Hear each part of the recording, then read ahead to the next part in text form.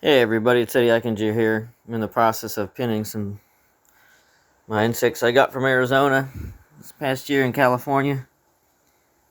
That western fire researcher, Calcima scrutator. I think that's Hemiphalaris. Have to check. Some Buprestids.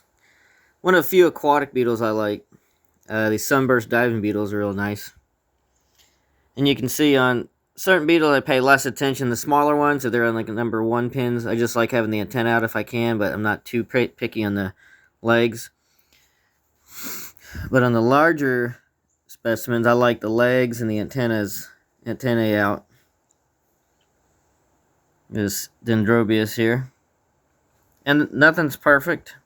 It's not perfect, but I just like, I get it as symmetrical as possible. And use the least amount of pins needed. You don't need 100,000 pins to do everything. I'll show you some tips real quick. Let me put this phone. Let's see, where can we put this phone?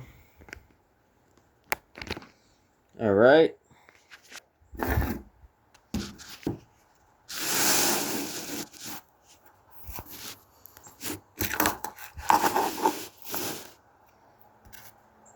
So when I'm working with a specimen, and I get excited when I get to use my number 7 pins. I don't get to use them that often.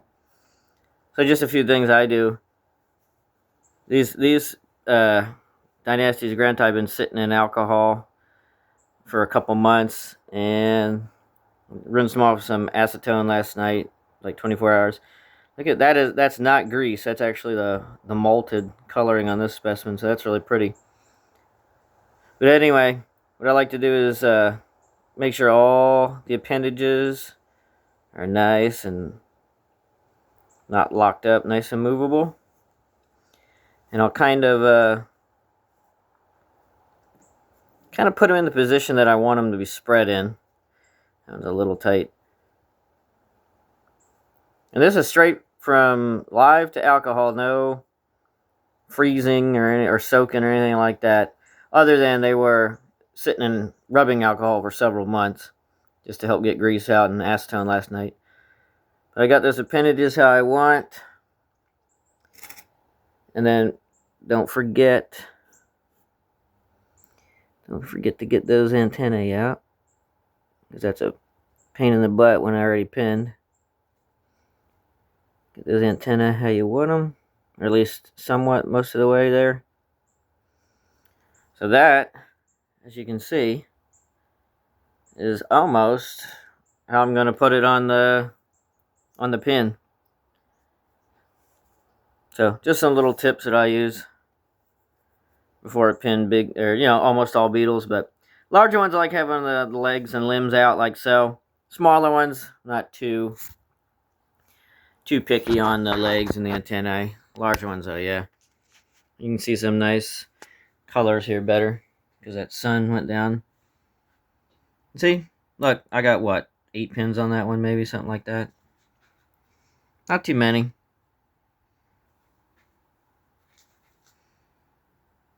And when I pin, I let the natural flow of the appendages in the beetle kind of dictate how I'm going to pin it. So not everyone is 100% similar. I just go with the flow of how the body is working on that beetle at that time. For example, the antennae on this Calcima scrutator Western former, they were out because one was already out like that.